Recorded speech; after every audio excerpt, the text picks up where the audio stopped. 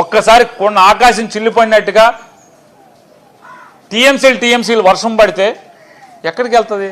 మానవ తప్పిదం ఏమంటుంది? ఇది మానవ తప్పిదం అని మాట్లాడతారు.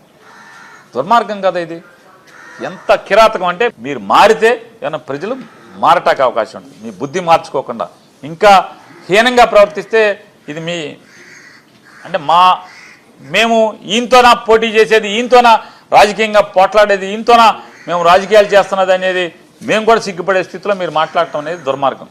మానవ తప్పిదం. పైనుంచి వాటర్ జగన్మోహన్ రెడ్డి గారు పోసాడా? 2 గంటల్లో వచ్చినాయి. ఎన్ని గంటల్లో లేచిపోయింది? రాత్రి 12ంటికి మొదలెడితే పొద్దున్న 6ంటికి డ్యామ్ కొట్టుకుపోయింది. సిగ్గు శరం లేదు. వయసు వచ్చింది, బుద్ధి రాలా. టీఎంసీలు 6 గంటల్లో వస్తే గేట్లు కొట్టుకుపోవా?